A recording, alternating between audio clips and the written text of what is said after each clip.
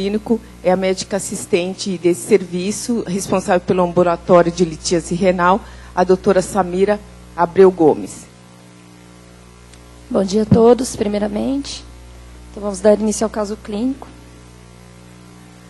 Então, inicialmente, a identificação da paciente é SCFRN, uma paciente de 43 anos, sexo feminino, branca, tem formação com ensino superior completo, trabalha como oficial administrativa, ela é natural e procedente aqui da cidade de São Paulo, católica, casada e com 2 filhas.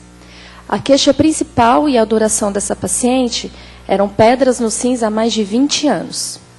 Então, ela foi uma paciente que já fazia acompanhamento no ambulatório de urologia do HC desde 2013, e desse ambulatório ela veio encaminhada para a nefrologia.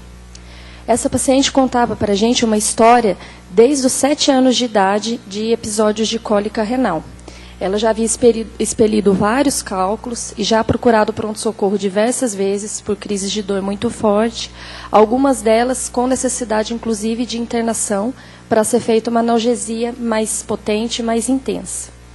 Em relação a procedimentos, essa paciente já havia feito alguns procedimentos urológicos, sendo algumas lecos no período de 2005 a 2008 em outros serviços, e aqui no HC, recentemente, em 2015, foi submetida à nefrolitotripsia percutânea e a uma ureteroscopia flexível em março do ano passado.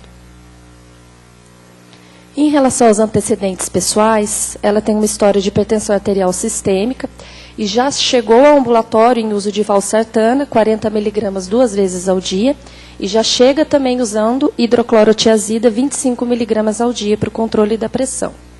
Tinha também um diagnóstico de hipotireoidismo, em uso de levotiroxina, e uma dislipidemia em uso de atorvastatina. Ela já havia gestado 5 vezes, tendo apresentado 3 abortos e 2 partos normais. Com exceção dos procedimentos urológicos que nós citamos, ela não tinha nenhum outro antecedente cirúrgico e também negava a história de alergia a medicamentos.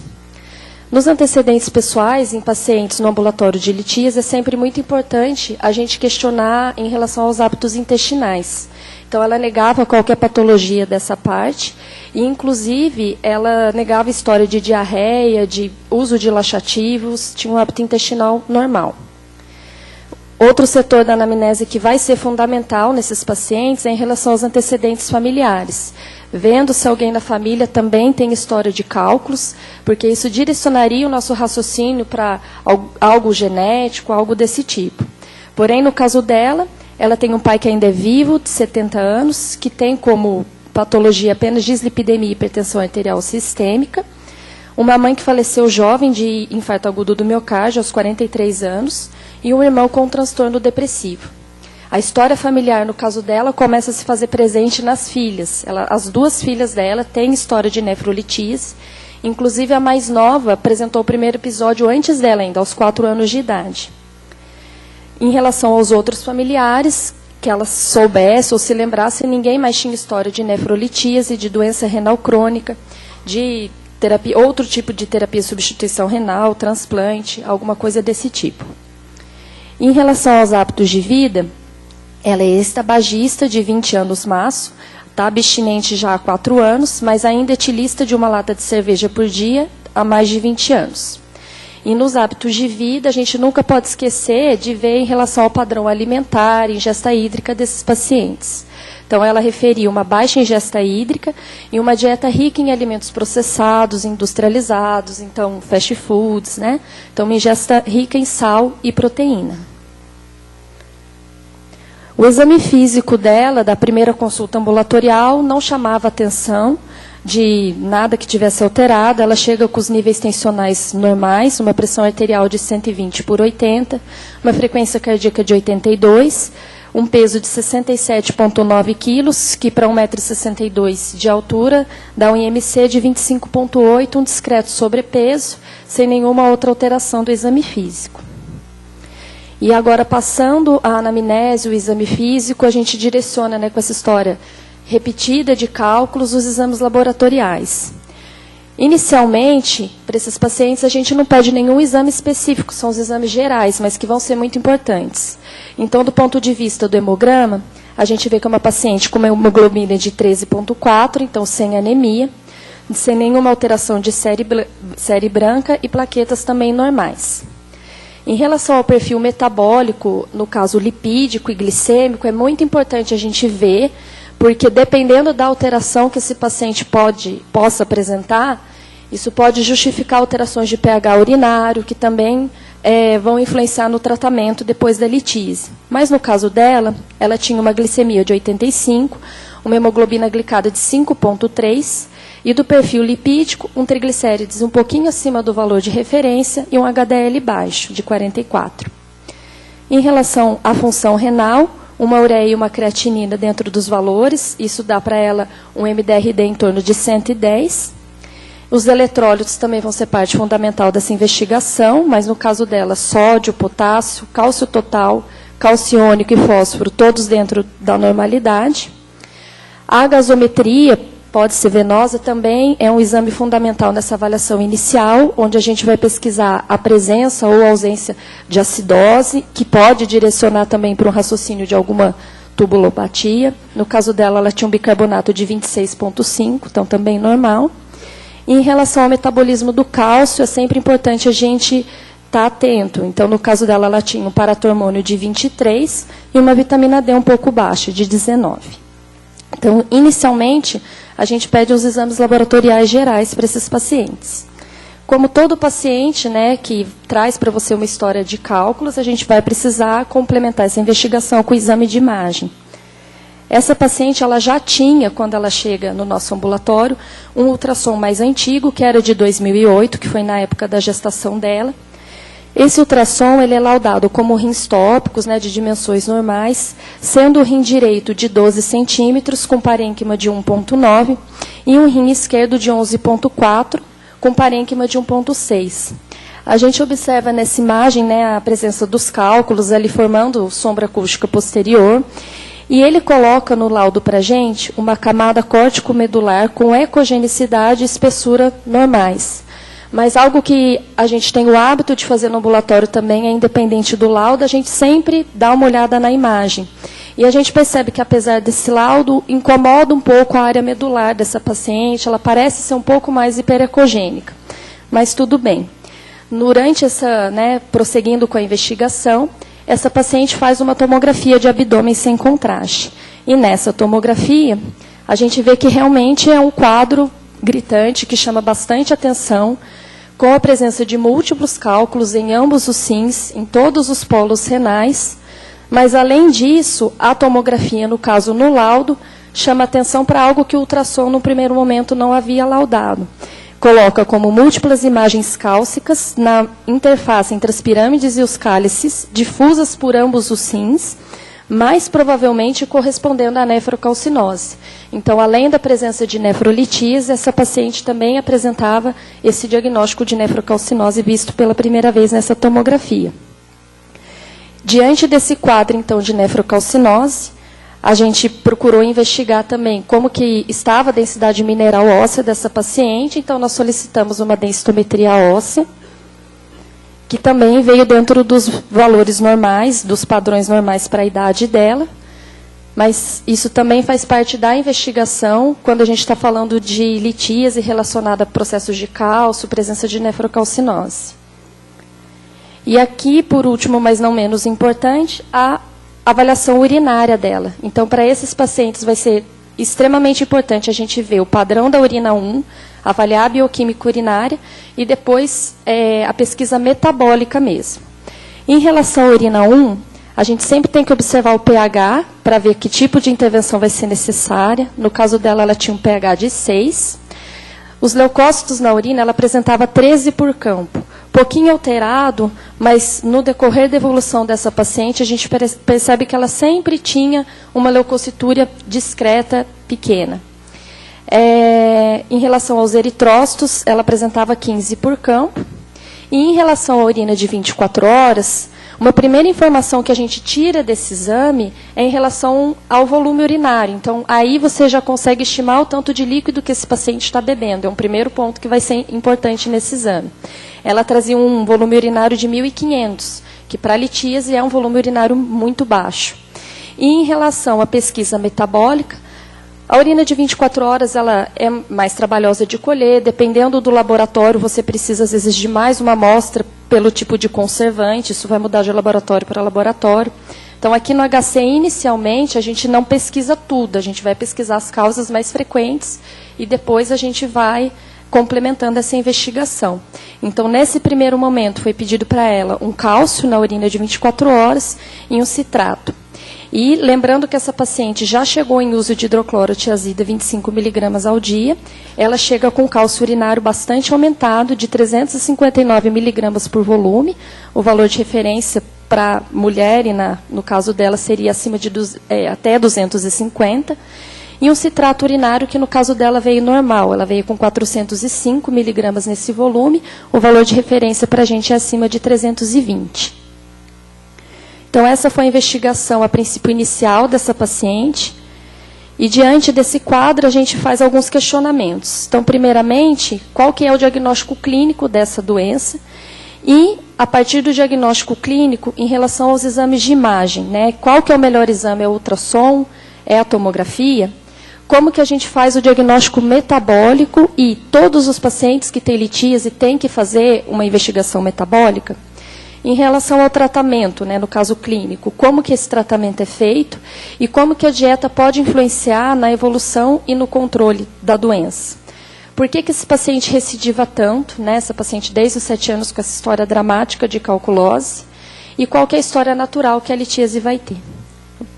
Bom dia a todos, obrigado, Adriana, pela sua apresentação. É um prazer estar aqui recebendo o convite da Clínica Médica para a gente falar um assunto muito antigo na história, mas que vem nos últimos anos sendo um objeto de estudo no mundo inteiro.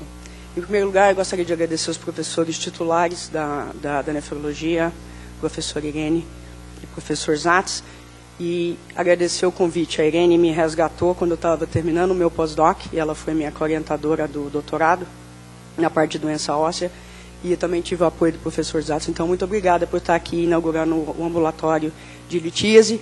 E eu sou porco adquirido, eu vim da Unifesp, estou aqui com muito prazer e estou gostando muito dessa casa. Então, a gente já tem um ambulatório de litíase que ocorre às segundas-feiras, no período da manhã. Bom, dando sequência ao caso, nós sabemos que, da história, que dados da literatura apontam que Michelangelo, quando pintou a Capela Sistina, estava em plena crise de cólica nefrética. Então, daí a sua beleza, ele criou Deus à imagem do rim. Um fator importante no mundo que contribui para o aumento da prevalência de litíase é o aquecimento global. Isso realmente tem um impacto, e nas regiões mais quentes do planeta são as regiões que a gente tem uma prevalência importante de litíase. Tão importante como o aquecimento, o mundo vem se tornando obeso.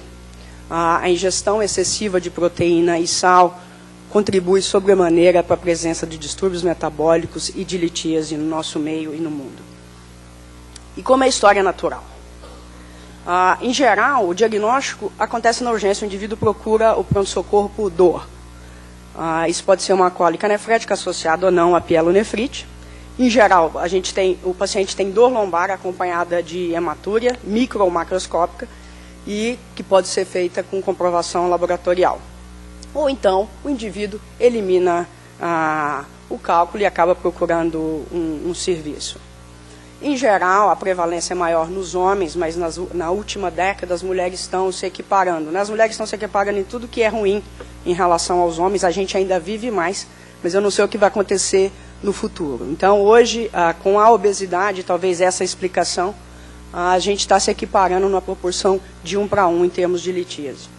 É uma doença que ocorre, em geral, na 3ª ou 4ª década de vida, mas nós podemos ter também um primeiro episódio nas pontas, um indivíduo muito jovem, um indivíduo mais na sua longevidade.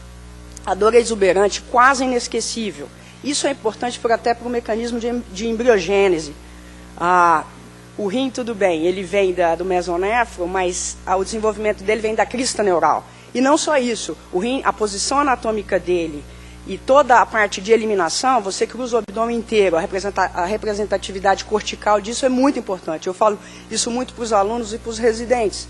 Você pode esquecer a dor do parto, mas uma cólica nefrética exuberante, o paciente conta com requintes para a gente. E isso, a representação cortical da cólica nefrética é importante, por isso o indivíduo não esquece.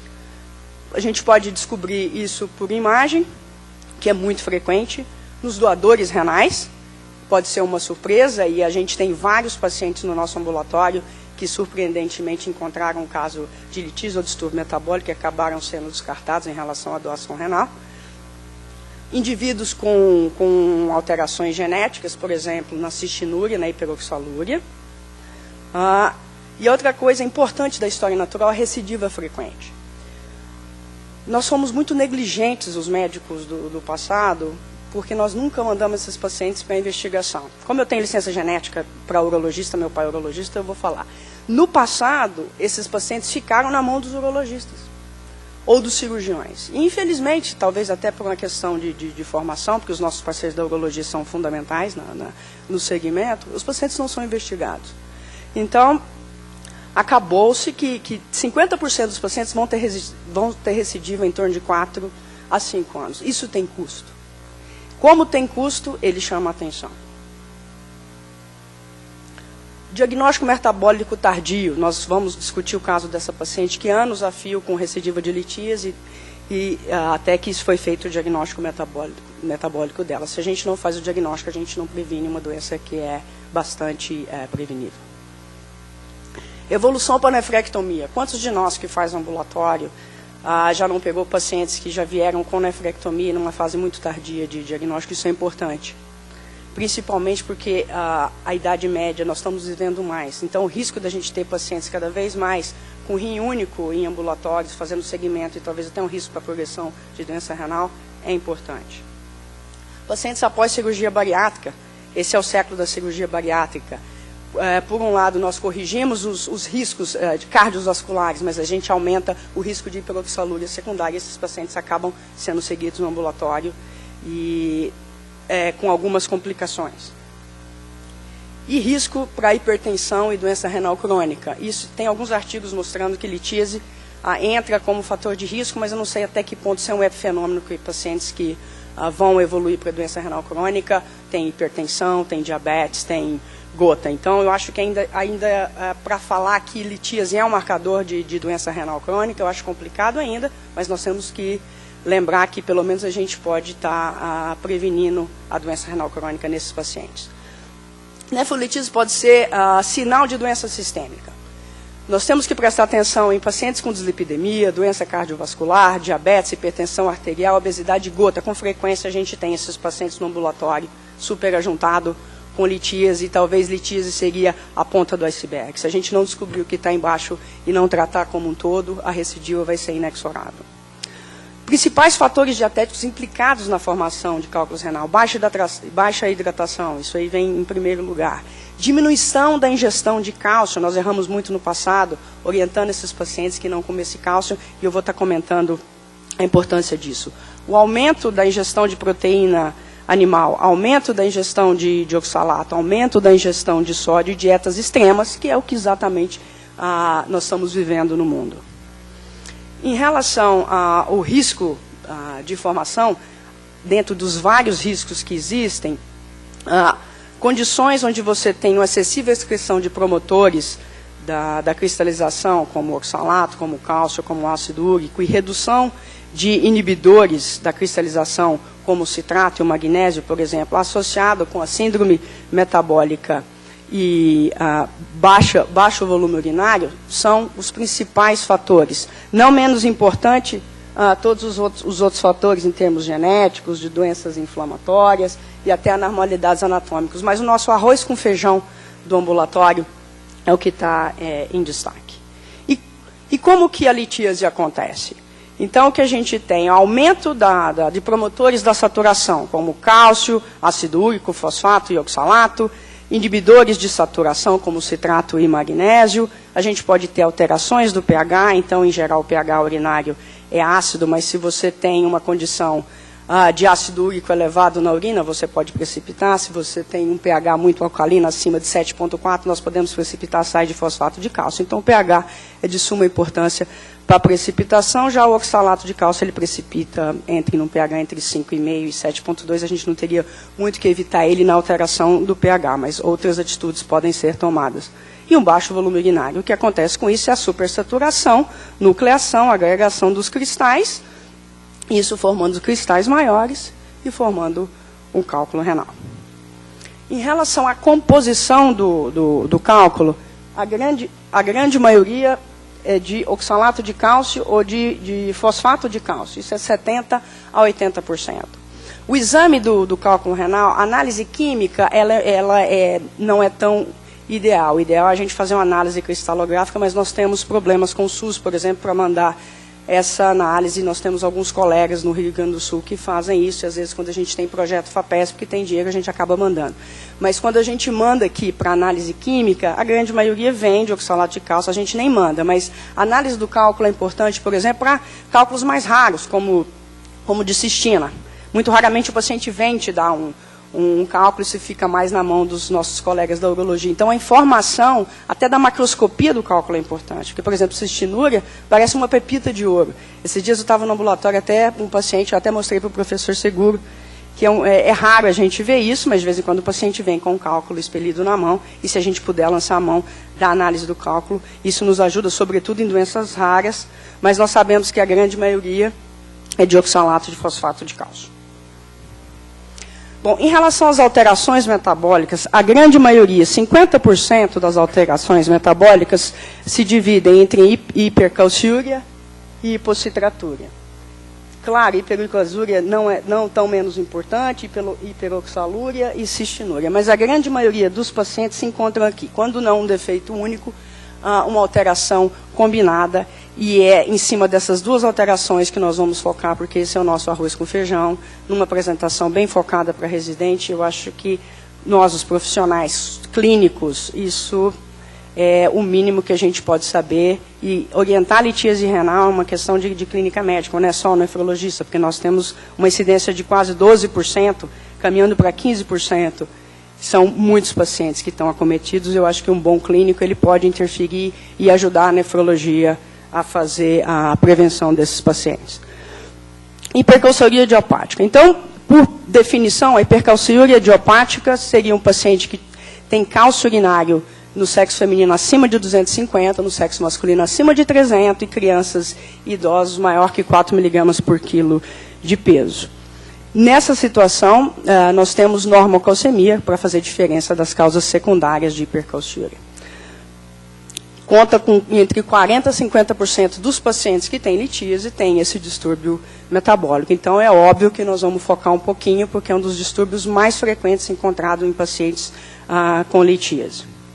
Só para relembrar, o manuseio de cálcio pelo rim, ele se faz no túbulo contornado proximal, a grande maioria, na alça de Henle e no tubo contornado distal. Isso vai ser importante na hora de fazer o tratamento.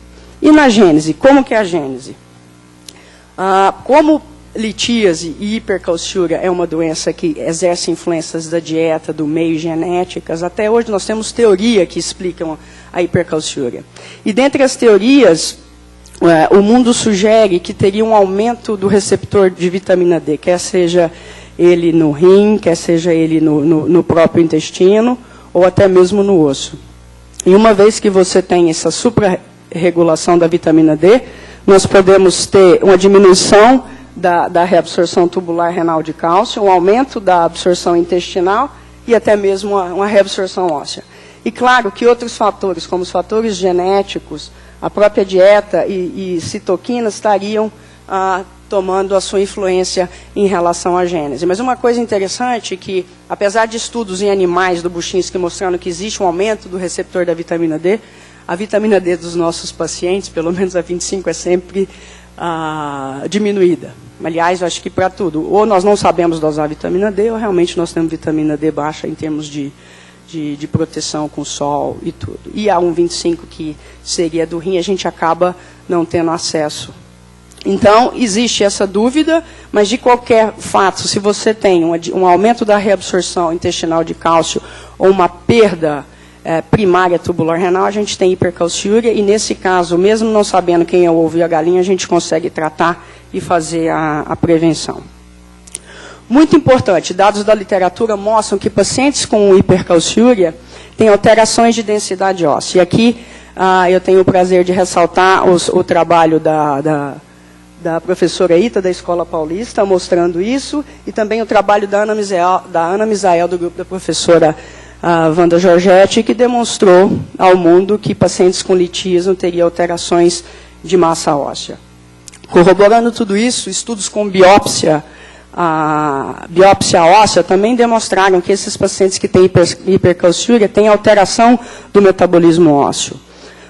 Tem trabalhos da Ita, trabalhos da Ana Misael, que foi pioneiro, e tem o meu trabalho de doutorado, que a gente acabou somando as biópsias que a gente tinha para ter um número maior e mais relevante, mostrando que esses pacientes acabam tendo diminuição de formação óssea, aumento da reabsorção óssea e um defeito de mineralização. Então, nós temos que olhar para o osso do indivíduo. E mais importante, indivíduos jovens do sexo masculino estão sob maior risco, a gente não sabe por quê. E, na verdade, será que a doença óssea seria primária, estaria corroborando? Então, a gente ainda não sabe, mas tem vários dados na literatura mostrando. E no meu doutorado a gente mostrou com biópsia óssea, a gente fez a biópsia óssea e fez a marcação pelo rank ligante, que é uma citoquina que ela é pró-reabsortiva, e nós mostramos aumento dessa citoquina em osteoblastos e mostrando a relação entre reabsorção e aumento do rank L. Então, o rank L estaria envolvido no mecanismo, só que tratar com a droga que é o doxumab, isso não foi muito adiante em relação ao tratamento de osteoporose por risco de neoplasias. Então, embora o rank ligante esteja na fisiopatogenia, tratar e inibir ainda é um desafio. A hipercalciúria pode levar a nefrocalcinose. Isso é importante no caso, porque essa nossa paciente tem hipercalciúria e nefrocalcinose. Se a gente for dar uma olhada no mapa, uma das principais causas de nefrocalcinose é o hiperparatireoidismo primário, que nós estamos fazendo um diagnóstico cada vez mais precoce. Inclusive, o posto de saúde tem aumentado sobremaneira o diagnóstico. Antigamente, a gente pegava esses pacientes numa fase mais tardia de vida, mas hoje a gente pega o hiperpara primário precoce, então a gente não vê tanta nefrocalcinose, o que é bom. Por outro lado, a gente tem ainda as afecções como acidose tubular renal, por exemplo, síndrome de Bartter, que a gente pode encontrar a nefrocalcinose bastante associada.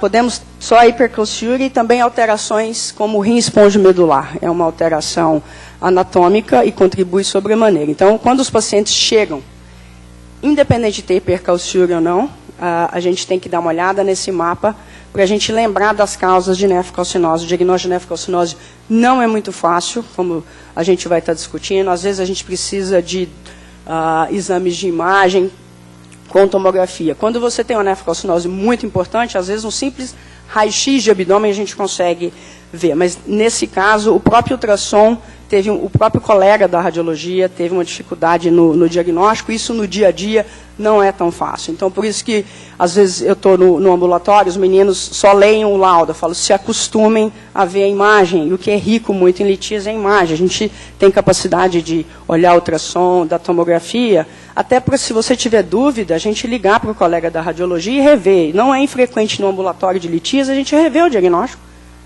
Isso não é vergonha para ninguém. Então, a gente acaba fazendo colaborações, inclusive, com os nossos colegas da radiologia, que isso é muito importante. Mas por que a nefrocalcinose se forma? Como que o cálculo sai da papila e cai no espaço pélvico? Essa é uma imagem muito bonita, e Randall descreveu isso em 1973. Isso é uma visão microscópica, quando o colega urologista entra na papila, o que a gente pode ver é uma protusão na região da papila, do cálcio, e isso vem crescendo. Eu dou um exemplo muito interessante. Para quem já foi em caverna, quando olha o teto da caverna, ele tem várias cores. Ali é como se tivesse formado um processo inflamatório. É justamente o que acontece na região cortical renal. Você tem um excesso de cálcio passando ali, se depositando, Se você tem distúrbio, por exemplo, como hipocitratúria, você não consegue quelar o cálcio, esse cálcio vai crescendo. Isso é a estalactite. Um dia, essa estalactite é tão pesada e tão grande que ela se rompe e cai na luz da caverna. E o cálculo renal crescendo, atravessando a membrana, ele cai na luz pélvica e nós temos hoje o cálculo dentro da luz pélvica. Além de ser um problema nefrológico, é um problema urológico. Que aí, muitas vezes, a gente precisa da intervenção urológica para a retirada do cálcio. Então, essa placa de Randall é muito importante na formação e perpetuação de um processo inflamatório que está ocorrendo na papila, e, sem sombra de dúvida, se a gente não intervém nesse processo, a recidiva é importante. Eu vou estar detalhando o tratamento. Em termos gerais de tratamento, a gente, claro, tem que estar, a dieta tem que estar envolvida. Nós sabemos que toda doença que existe uma mudança comportamental e de dieta, a nossa eficácia é 20%. Se a gente for pensar pacientes hipertensos e diabéticos, só 20% estão controlados, só 20% tomam o remédio. Então, nós temos uma baixa eficiência em tratar esses pacientes. Quando a gente, então, tenta tratar o paciente somente com dieta, é mais frustrante ainda, mas é sempre a primeira recomendação. Para litise, principalmente quando tem doença metabólica associada, a mudança de hábito é importante, a relação médico-paciente é super importante, porque através da relação de confiança e entendimento é que nós vamos conseguir que o indivíduo mude. Não adianta só chegar e falar, ó, bebe água e vai embora, que a gente não está estabelecendo o que a gente quer. Os tiazídicos, nós vamos estar comentando, são fundamentais para o controle e aumento da reabsorção tubular renal de cálcio, onde a gente pode, sobremaneira, interferir naquela placa de Randall. Bisfosfonatos a gente usa quando o paciente tem osteoporose, e você diminuindo a reabsorção, você pode ter impacto na diminuição da hipercalciúria. E atividade física, a gente sempre recomenda. Atividade física não seria só para perda de peso. Tem estudos mostrando hoje que existem alterações metabólicas intracelulares. A atividade física mexe com o metabolismo intracelular. Isso é muito importante. A recomendação para atividade física, dentro da limitação de cada paciente, ela é importante. Nós temos que insistir com o paciente. E a dieta? A dieta é importantíssima. E nós temos inúmeras perguntas em relação à dieta. Eu vou falar as coisas mais importantes, e aí a gente pode estar comentando e respondendo algumas perguntas no final. A ingestão proteica. A ingestão proteica, ela é chave, porque a ingestão proteica, ela contribui com todas as alterações metabólicas. Então, o indivíduo que come muita proteína, e come mesmo, e hoje em dia, principalmente os indivíduos jovens que chegam no nosso consultório, nós temos que estar perguntando se ele não está suplemento. Se eu perguntar aqui para vocês quem está usando whey, a grande maioria dos jovens que fazem atividade física estão com suplementação. E, às vezes, desnecessária. A gente não precisa de uma sobrecarga proteica, porque a gente já tem tudo isso na dieta. Existe uma limitação genética. Quem nasceu para ser mignon, vai ser mignon. Você não vai virar um Hércules. Você pode melhorar. Você pode hipertrofiar seus músculos. Mas isso não vai melhorar tanto. Isso é tão importante que, antes de eu ir para os Estados Unidos, tem uns 7 anos, eu atendi um paciente que era o campeão de jiu-jitsu, e ele usava vitamina D injetável. Ele comprava isso no Câmbio Negro. Os veterinários usam essa vitamina D injetável para corrida, para cavalo. E ele se injetou e fez uma hipervitaminose D, o nível de vitamina D era de mais de 250, ele acabou fazendo uma insuficiência renal dialítica. Então, nós temos que parar um pouquinho e pensar, para quem que a gente pode dar suplemento? Você é um atleta, você vai para a Olimpíada, mesmo assim, existe uma certa restrição na quantidade de proteína. Fora que essas drogas que são usadas não têm o mínimo de cuidado, não tem aprovação da Anvisa, não tem aprovação do FDA, nós não sabemos o que nós estamos ingerindo. Então, isso é muito frequente e deve ser sempre lembrado, principalmente indivíduo jovem que tem hipercalciúria e tem alteração óssea. Então, só para relembrar, a ingestão proteica conta com o aumento da hiperuricosúria, hiperoxalúria, por degradação das proteínas, hipocitratúria, lembrar que o citrato que é produzido no túbulo proximal conta com tampão. Se você tem uma acidose, você aumenta a reabsorção de bicarbonato e, com isso, você diminui a secreção de citrato. Da mesma forma, a gente aumenta o ritmo de filtração glomerular com excesso de proteína, você pode piorar ou gerar uma hipercalciúria, depender da quantidade de proteína que o indivíduo está ingerindo. Restrição de cálcio, pelo amor de Deus. Isso aqui é uma mensagem muito importante. Nós erramos muito em restringir cálcio. O indivíduo chega no ambulatório e fala, doutor, eu não sei porque eu tenho pedra. Porque eu bebo muita água e não como nada de cálcio há mais de 20 anos. Eu vou mostrar para vocês os estudos epidemiológicos mostrando que, ao contrário, o indivíduo que não come cálcio aumenta a recidiva. Então, não restringir cálcio é muito importante. E essa história aqui do tomate, que não comer tomate, o tomate tem um pouquinho só de oxalato, e às vezes o indivíduo, o paciente, pensa que até a sementinha do tomate que vai lá no rim provoca o cálculo. Então, é importante, a gente precisa esclarecer os pacientes, porque a hora que ele entende o que ele tem, ele muda a conduta. Todo mundo é assim. Se você não explica, você não entende por que é importante. Então, para os residentes, converse, escutem mais do que falem. E o que acontece no ambulatório é que a gente não escuta mais o paciente abre a boca, você fala, não, seu fulano, pera um pouco, que eu tenho mais 200 para atender, o que é papapá. Então, vamos rever o atendimento que nós estamos fazendo no consultório. Examine os pacientes. Não é frequente, o paciente chega com dor lombar, às vezes tem herpes zoster. E nós não examinamos. Isso não é infrequente no ambulatório de litíase. E aqui, só para mostrar um dado da literatura importante, que fala sobre a incidência de litíase. Então, esse foi um trabalho antigo, de 93, do Curham, que ele mostrou que indivíduos que têm uma dieta mais rica em cálcio têm menor recidiva de litíase. E corroborando com esse dado, existem dados importantes epidemiológicos também, que mostram que indivíduos que ingerem menos cálcio têm aumento da recorrência. Então, a ingestão de cálcio tem que ser normalizada, de 800 a 1 grama por dia. E o sal? Se a gente perguntar, a grande maioria de nós come muito sal. A média de ingesta de sal do brasileiro é em torno de 10 a 12 gramas. E tem estudos da Lígia, aqui da Faculdade de Saúde Pública, ela é nutricionista, fez até doutorado com a ITA, mostrando que indivíduos que comem em torno de 16 ou até acima de 16 miligramas de sódio por dia, tem alteração de densidade mineral óssea. Então, a restrição de sal é importante, nós vamos estar discutindo no final. E como a gente trata a hipercalciúria?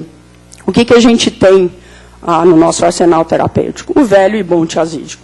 Que, aliás, o tiazídico é uma das drogas mais usadas no mundo. Acho que talvez AS anti-inflamatório e tiazídico. E nós não podemos, apesar de ser uma droga muito usada, a clínica médica tem bastante experiência. Para a litíase, a gente precisa ter um conhecimento um pouquinho mais profundo na hora de escolher o tiazídico que você vai dar para o seu paciente, e a gente vai estar comentando. Então, em termos de ação, o que a gente tem é que o tiazídico ele bloqueia o cotransportador sódio e cloro, e você acaba tendo um aumento da reabsorção de cálcio, e isso vai também agir no túbulo contornado proximal. Então, você tem, na verdade, a reabsorção, ela é distal, mas depois também ela proximal. Então, é uma droga que exclusivamente age no distal, mas ela tem tem atuação no proximal, é que você faz contração de volume, você acaba aumentando a reabsorção de sódio, e com isso você reabsorve o cálcio. Mas qual tiazídico usar? Isso é importante. Nós temos 3 classes de drogas disponíveis no mercado, que é hidroclorotiazida, clortalidona e indapamida. E qual droga escolher? Muito frequente no ambulatório, nós temos pacientes hipertensos. Então, eles toleram bem uma clortalidona. Só relembrando, para a hipertensão, a clortalidona é uma droga mais eficiente. Depois a gente tem hidroclorotiazida, e muito menos usada no mercado para a hipertensão, a indapamida. Mas a gente usa bastante a indapamida na litíase porque ela é mais tolerável. Então, indivíduos jovens, do sexo masculino, quando a gente, às vezes, normotenso, que a gente entra com uma clortalidona, o paciente não vai tomar. Além dele poder ter hipotensão postural, ele pode ter uma disfunção erétil importante. O paciente não conta. Então, é importante, quando o paciente retorna, ele é um indivíduo jovem masculino, a gente perguntar para ele se ele está conseguindo tomar o remédio, se está tendo alguma alteração colateral. Nos idosos, a mesma coisa. Essa droga dá hipotensão postural severa. E se a gente não mede a pressão do indivíduo em pé, a gente não sabe se ele tem hipotensão postural. Mas tudo bem, ele pode vir referindo para você. E, aliás, o tiazídico é uma droga de risco para indivíduos idosos hipertensos e podem provocar risco de fratura. Então, é importante acertar a dose e o manuseio dessas drogas. Em geral, o que eu faço no ambulatório para indivíduo que é hipertenso, a gente pode dar uma dose full de clortalidona ou de hidroclorotiazida. Mas para os indivíduos que tem hipotensão e que não tolera, eu acabo substituindo por indapamida, porque o efeito hipotensor é menor. E para controle dos níveis de hipercalciúria, eles são muito equivalentes. Então, só lembrar que da indapamida, que é uma droga que a gente não vai usar tanto na hipertensão, muito menos no renal crônico, que a gente quase nem lembra dessa droga, mas o ambulatório de litíase a gente pode lançar a mão com bastante frequência. Um outro distúrbio metabólico que acontece é a hipocitratura. O citrato, ele faz parte do ciclo de Krebs, e a gente tem regiões do rim, por exemplo, como o tubo contornado proximal, que é responsável pela produção de cistrato. Então, qualquer alteração, desequilíbrio ácido básico, você pode ter o túbulo acabando reabsorvendo citrato para tamponar, por exemplo, uma acidose. Em termos de conceito, a gente chama de hipocitratura uma dosagem no citrato na urina de 24 horas menor que 320, na ausência de infecção urinária. E a hipocitratura, ela está presente em ela pode ser resultado de várias causas secundárias. Dentre elas, na nefrologia, o mais importante é a doença renal crônica, e a gente tem muitos pacientes no ambulatório, já em estadio 1 e 2, que já tem alteração do citrato. Claro, nós vamos estar repondo se esse indivíduo tiver uma recidiva, mas a gente vai ter que ter alguns cuidados que a gente vai comentar. O citrato, ele é uma arma muito importante no controle e na recidiva de litíase, porque eu chamo o citrato como o AS da litíase. Ele vai em quase tudo.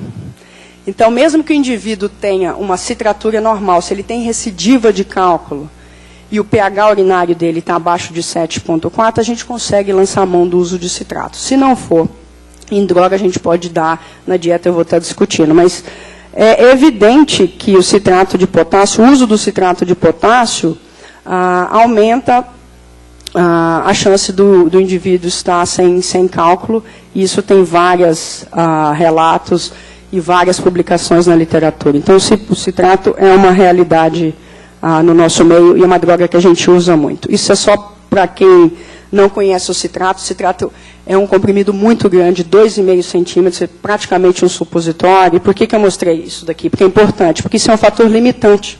O indivíduo não gosta de tomar um comprimido desse tamanho, da mesma forma que não gosta de tomar algumas drogas que são grandes, como a metformina, como o Renagel no nosso meio. Então, na verdade, existe uma limitação. E não só por isso. Os pacientes tendem a quebrar o comprimido. E aí o que acontece? É um comprimido de liberação lenta. Então, na hora que nós vamos lançar a mão de receitar esse medicamento, é importante você explicar para o indivíduo o tamanho que é o comprimido, que a gente não pode quebrar o comprimido, porque senão nós vamos ter uma eficácia diminuída. Em relação a efeitos colaterais, ele se assemelha ao AS, por isso que eu falo que o citrato é o AS da litíase, porque ele pode dar uma intolerância gástrica muito importante, tem um potencial serogênico. Então, pacientes que têm alterações cardiovasculares, são hipertensos, pacientes que estão no INCOR, passam no nosso ambulatório, cuidado com a associação aspirina e citrato, que às vezes não é uma boa associação. O que eu faço eu peço ao paciente tomar isso com o estômago cheio, porque isso não atrapalha na absorção do citrato, até porque o citrato é absorvido ao longo do trânsito intestinal. Outra coisa importante é o risco de hipercalemia. E, com frequência, a gente tem associação do citrato com drogas, por exemplo, como a espironolactona, outros diuréticos que são poupadores de potássio. E, às vezes, a gente tem uma hipercalemia no consultório, no ambulatório. Da mesma forma, os pacientes renais crônicos, pacientes que já têm um clearance alterado abaixo de 30, a gente tem que ter muito cuidado. E, mesmo assim, o potássio, a depender da dose, a gente pode variar a dose entre 20 e 60 max. A gente tem que ter muito cuidado com essa droga em relação aos efeitos colaterais. Será que a gente pode mudar a citratura só com dieta? Então, antigamente, o que era recomendado para os pacientes era assim: bebe muita água e chupa limão. Mas o que o limão tem, na verdade? Então, tem um ácido cítrico, e, claro, tem alguns estudos mostrando que, até da ITA, da escola, mostrando que se a gente ingere 147 ml de suco de limão, isso daria, sei lá, uns 7 ou 10 limões espremidos, a gente poderia mexer na citratura. Mas tem esse outro artigo mostrando o que eles fizeram. Eles compararam um grupo controle, um grupo que tomou limonada e suco de laranja. Mas olha a quantidade, 1.200. Qual paciente, quem de nós consegue fazer uma dieta tomando 1.200 ml de suco de laranja, por exemplo, que é calórico? O indivíduo é obeso, é hipertenso, às vezes ele é diabético, a gente não consegue. Mas a mensagem que eu quero dar é o seguinte: para a gente aumentar o citrato urinário, o que a gente viu é que, nesse estudo pelo menos, que somente o suco de laranja foi capaz de aumentar a citratura e alterar o pH. E por que isso? O suco de laranja tem potássio. Então, frutas que têm potássio, por exemplo, abacate, melão, maracujá, tem maior eficiência em aumentar a citratura, e isso é que a gente acaba recomendando para os pacientes. O limão, sim, mas o limão entra um pouquinho mais abaixo, porque é muito comum os pacientes terem essa história do chupar o limão, que é muito difícil. É não comer calça e chupar o limão, isso é uma coisa muito forte que os pacientes trazem. Então, a gente pode, sim, alterar a citratura com dieta, mas precisa de muito esforço, precisa de um volume muito grande, então a gente acaba lançando mão do que é mais fácil, que é o comprimido de citrato de potássio. Mas tem estudos mostrando também que, se o paciente não tolera o citrato, a gente pode lançar mão do bicarbonato. E a gente faz isso muito nos renais crônicos. O único problema é que o bicarbonato de sódio pode aumentar um pouquinho a hipercalciúria, porque tem sódio na sua composição, mas aí a gente tem que avaliar o custo-benefício. E 1 quilo de bicarbonato custa R$ 3,5. Quem gosta de cozinhar e faz bolo sabe que isso não precisa nem comprar em farmácia, em qualquer supermercado a gente encontra, e a gente usa muito isso na nefrologia, sobretudo no ambulatório de doença renal crônica. E qual que é a quantidade ideal de líquidos que a gente deve ingerir? Em geral, a gente recomenda de 2,5 a 3 litros. Isso dá uma diurese para o paciente em torno de 2 litros. Se a gente quiser ser um pouco mais eficiente, tem alguns cálculos, publicações, que mostram que 30 ml por quilo de peso seria adequado. Isso para o indivíduo com litíase. Muita gente pergunta, beber muita água é bom? Tudo bem, na revista a Cláudia Inova, todos esses manequins recomendam, tem que beber muita água, 4 litros. Isso para a cistina realmente é maravilhoso. Para a litíase também. Para nós, para o ser humano em geral, eu não sei se a gente tem uma grande vantagem em estar aumentando a diurese, mas para paciente litiásico, isso é muito importante. É a primeira recomendação, porque tem estudos mostrando só de aumentar o volume de ingesta hídrica que a gente consegue estar prevenindo. Mais especificamente, eu queria dar uma paradinha aqui para comentar o caso. Então, isso é o panorama que a gente tem no ambulatório. A gente tem esse prontuário da nefro, onde que para o controle da litíase é muito importante, porque eu tenho todas as alterações metabólicas que o paciente pode ter, com pH urinário. Então, eu tenho uma visão geral, assim que eu abro o prontuário. E só para chamar a atenção, e a data vai de baixo para cima, essa paciente, no início, ela tinha um pH de 6, a princípio quase normal, eu diria, o pH urinário entre 5 e 5,5 da urina. Os laboratórios põem até 6, mas 6 já tem um certo grau o pH já está um pouco alcalino. Se essa paciente tivesse uma gasometria com acidemia, uma acidose com pH de 6, isso já pode sugerir uma acidose tubular renal. Então, o pH de 6 a gente considera como normal, mas nós, nefrologistas, sabemos que o pH urinário é em torno de 5 até 5,8, 6 já tem uma pequena alteração, mas os laboratórios acabam considerando isso como normal. Chama atenção aqui, como a Adriana falou, um baixo volume urinário, e ela tinha um cálcio bastante aumentado já na presença da hidroclorotiazida.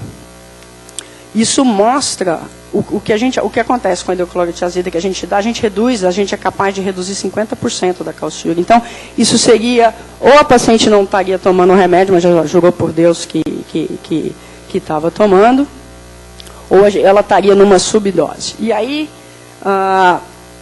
a gente avaliou o citrato dela, estava normal, a citratura tem que ser acima de 320. A função renal normal. Posteriormente, depois de toda a avaliação que a gente fez, nós orientamos, ela estava referindo aqui hipotensão postural, e aí eu fiquei preocupada. Eu falei, nossa, essa paciente é uma paciente que tem uma hipercalciúria importantíssima, tem uma nefrocalcinose importante, e nós estamos atuando pouco em relação ao cálcio. Eu falei, mas tudo bem. Eu não sei se essa primeira dose, se ela estava tomando ou não, porque isso eu não tinha o sódio urinário dessa amostra. Aliás, isso é é um problema que a gente ainda tem no HC, nós não conseguimos fazer a dosagem de todos os metabólicos de uma vez só. E a gente sabe que o sódio interfere na calciúria. Então, uma coisa que nós temos que trabalhar no nosso laboratório é tentar que a gente faça a dosagem como outros laboratórios conseguem fazer na mesma urina. Aí eu posso correlacionar a ingestão de sódio, que pode ser hipercalciúrico, num paciente litiásico. Então, aqui eu não tinha o sódio inicial, e aí a gente optou por fazer a recomendação. Ela falou que estava tendo hipotensão postural e nós reduzimos a dose. No segundo momento, que a gente avaliou com a metade da dose, a gente tem uma piora da calciúria. Então, pode ser que realmente ela estivesse tomando essa dose aqui. E aí, o que fazer? Uma alternativa aqui que a gente pode fazer, e a gente fez, é lançar a mão da indapamida para ver se ela tolera melhor. E é interessante que essa paciente tem história de hipertensão, estava tomando o antagonista da angiotensina, um BRA, e com tiazídico. Mas, na verdade, ela chegou normotensa. Então, não é infrequente a gente ter pacientes com a receita, e ela acaba não tomando, e o indivíduo nem é tão hipertenso assim. A hora que você começa a dar as medicações, que você conversa, que você explica, ele faz hipotensão. Isso é muito frequente na clínica médica. O indivíduo está com hipertensão severa, a gente acha que é secundária, interna, na enfermaria dá remédio, controla a pressão, e a gente sabe que isso talvez é até primário. Então, nesse momento, a paciente não tolera tomar o tiazídico e tem uma hipercalciúria importante, que realmente é a evolução da paciente. Tá? Outra coisa importante, a professora Rosa já avisou, 5 minutos, seu cabo, só tem que mostrar mais uma imagem, é a leucocitúria. Não é infrequente paciente com nefrocalcinose ter leucocitúria e entra no diagnóstico de diferencial de leucocitúria estéreo, onde até a tuberculose pode entrar como diagnóstico diferencial. Essa paciente, quando a gente trata, ela até melhora a leucocitúria. Isso é uma idade que chama atenção no diagnóstico de nefrocalcinose. Em termos de imagem, a gente viu no primeiro ultrassom, a gente tem uma certa dúvida, e no segundo ultrassom, depois que o colega já tinha tomografia na radiologia, ele volta e dá o diagnóstico de nefrocalcinose. Então, a nossa relação com a radiologia tem que ser muito importante, porque a gente volta a rever e faz o diagnóstico. Muito rapidamente, eu vou passar nesse artigo do New England, que saiu em 2014, mostrando que, em termos de diagnóstico, na emergência, o indivíduo chega com uma dor abdominal, pode ser uma cólica nefrética, que tanto ultrassom ou tomografia é capaz de diagnosticar. É claro que, para algumas, se eu tenho um cálculo a nível ureteral, a tomografia é melhor, mas nós temos que lembrar que, em termos acadêmicos e de custo, o ultrassom primeiro é importante, você tem uma dose baixa, você não tem radiação, quando a tomografia a gente tem. Então, o take-home message aqui é o seguinte: tanto ultrassom como tomografia faz o diagnóstico, a gente escolhe o ultrassom e, a depender de cada paciente, a gente pede a tomografia. E como a gente trata esse indivíduo? Qual que foi a nossa sugestão? Aumento da ingesta hídrica de 2 a 3 litros, frutas ricas em citrato, melão, laranja, maracujá, abacate e limão, não restringir cálcio, diminuir a ingestão de sal para em torno de 6 gramas, é um alvo difícil, mas os colegas da hipertensão também sabem e acabam usando isso também. Diminuir proteína animal, em geral 0,8 gramas por quilo por dia, o que não é pouco. Usar o tiazídico, nesse caso específico, a troca para a indapamida. O citrato de potássio a gente pode eventualmente estar usando, e ter cuidado com a alcalinização extrema e o risco de precipitar fosfato de cálcio e piorar a nefrocalcinose dela. A vitamina D eu vou deixar para a plateia perguntar e a gente discute. E, sem sombra de dúvida, os nossos amigos da urologia, colegas indispensáveis no cuidado do paciente. Obrigada. Então, agradecer a Samira pela apresentação e a Ana pela apresentação, mas, decorrendo da hora, a gente vai deixar aberto para 2 perguntas. Tem uma residente aqui da geriatria que não quis falar, mas ela deixa uma perguntinha aqui, então eu já vou fazer. Existe alguma fórmula para o cálculo da calciúria através da amostra isolada de urina? Então, relação, assim como fração de excreção de sódio, ureia? Olha, isso é uma pergunta muito boa. Nós já tentamos fazer isso, mas o que acontece é que, na hora que você tem o exame de urina, você tem uma variação dessa quantidade, então ela acaba não sendo representativa. No passado, a gente fazia tentava fazer distensão de hipercalciúria reabsortiva ou absortiva, que era quem que era a culpa do rim, ou do intestino, e a relação cálcio-creatina maior que 0,11 sugeriria uma alteração intestinal. Mas o valor disso é questionável, e o que o mundo inteiro faz ainda hoje, apesar da complicação que é a coleta de urina de 24 horas. Nos Estados Unidos isso é muito fácil, porque eles têm uma substância que chama timol, e você pode estar no Arkansas, mandar isso para Chicago, lá para o Litolink, você coloca essa substância e manda a urina e eles fazem.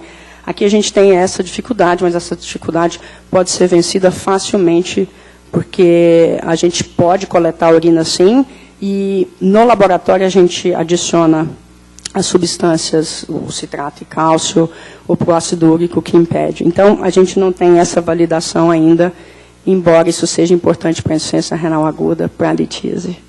A gente não usa. Mas vai. Peraí. Adriana?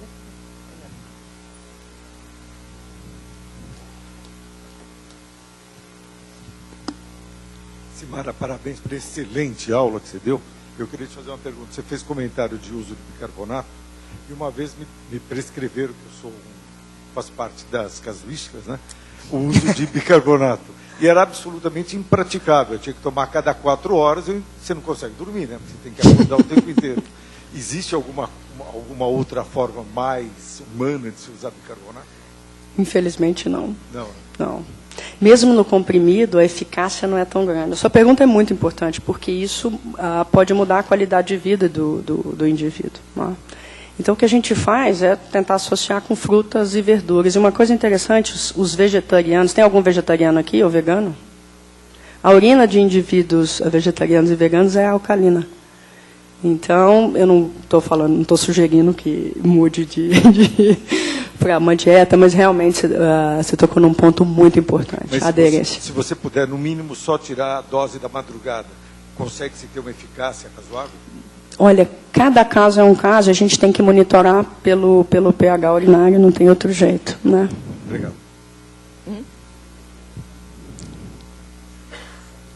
Não precisa ser vegetariano para alcalinizar a urina, é só comer muita fruta e verdura. E pode comer uma carninha também. Tá bom? É só adicionar, né? Mais alguém? Você gosta de churrasco, né, Zé? Algum residente quer fazer mais alguma pergunta? Então, eu tenho um monte de perguntas, mas eu vou fazer só uma. Vitamina D. Não era da vitamina D, não. É assim, normalmente, lá, por exemplo, no nosso ambulatório, a gente fala em hipercalciúria em acima de 4 miligramas por quilo, e não esse valor, 250 em mulheres. Então, isso está correto ou a gente pode só utilizar esse 250? Como é que é? Rosa, sua pergunta é muito importante. O que acontece? Toda doença que tem várias definições é que a gente sabe pouco sobre ela. Então, o que eu faço no ambulatório? O indivíduo tem uma calciúria de 242, mulher. Tem litíase com recidiva. Eu considero ela como hipercalciúria e trato, porque senão esse paciente vai ter recidiva. Então, e outra coisa, o brasileiro, nós comemos em média 500 miligramas de cálcio. Então, se a gente for pensar, a maioria dos pacientes que têm litíase estão sob uma dieta até reduzida de cálcio. Então, fazer uma calciúria de 250 em alguém que é até restrito em cálcio, está perdendo cálcio e vai fazer um balanço negativo. Alguém quer fazer mais alguma pergunta? Só um comentário rápido sobre o chá de quebra-pedra, porque todo paciente vem comentando sobre isso. A gente tem estudos na literatura que mostram que o chá de quebra-pedra é eficaz na eliminação e até na redução. A gente não sabe muito bem o mecanismo de ação, mas se o paciente quer tomar chá de quebra-pedra, pode tomar. A gente tem algumas evidências na literatura. Mais uma? Então, pode fazer. Eu queria... Parabéns pela apresentação. Eu queria saber se o uso de orlistat ou drogas que inibam a reabsorção de gorduras, se elas podem estar associadas à nefrocalcinose por hiperoxaluria entérica. Para a nefrocalcinose especificamente, não tem, mas por aumento e recidiva para hiperoxalúria, sim. É que hoje em dia a gente tem um pouco menos o uso dessa droga, porque hoje a cirurgia bariátrica está ganhando em relação ao uso do orlistat. Mas a gente tem estudos experimentais, inclusive, quando eu era pós-graduanda da ITA, que a gente fez isso com animal. E isso aumenta a hiperoxalúria. Agora, tem alguns estudos mostrando a relação de recidiva com o uso de orlistat, sim. Tá bom. Então, acho que eu só queria também comentar que, assim, hoje em dia a gente tem alguns pacientes no ambulatório que tem uma alteração de mineralização óssea importante, então osteoporose, e que a gente teve um caso recente, que até a gente levou para discutir, que tinha uma nefrocalcinose e litíase renal. Na verdade, era um paciente que tinha uma hipofosfatasia, que é uma doença antiga, mas que agora com o tratamento, com a reposição da fosfatase alcalina, a gente está fazendo alguns diagnósticos. Então, só chamar a atenção desses casos que eles têm fosfatase alcalina muito, muito baixa. Então, você tem que olhar a fosfatase alcalina muito, muito baixa. E esses pacientes vêm com osteoporose. E esse caso, a gente tinha uma litíase renal muito importante, uma nefrocalcinose. Então, acho que é um... E é importante, sim. E tem raro, alguns relatos mostrando até do fósforo baixo. Essa paciente tinha um fósforo até de 2,7, mas o resto estava muito normal. Depois a gente dosou, veio normal. Mas não é infrequente a gente ter com hipercalciúria o fósforo E a fosfatase alcalina dela era muito baixa ou não? Era normal. Não. Tá. Então, tá bom. Então, mas tem esses casos, sim, com certeza. Tá. Eu queria agradecer novamente, excelente, vamos chamar outras vezes aqui para discutir esse tema. E eu queria pedir para os residentes chegarem um pouquinho antes, não chegar 8 horas, chegar 5 para as 8, porque o pessoal chegou 7h25 e não 15 para as 8, né? Tá? Obrigada. Obrigada.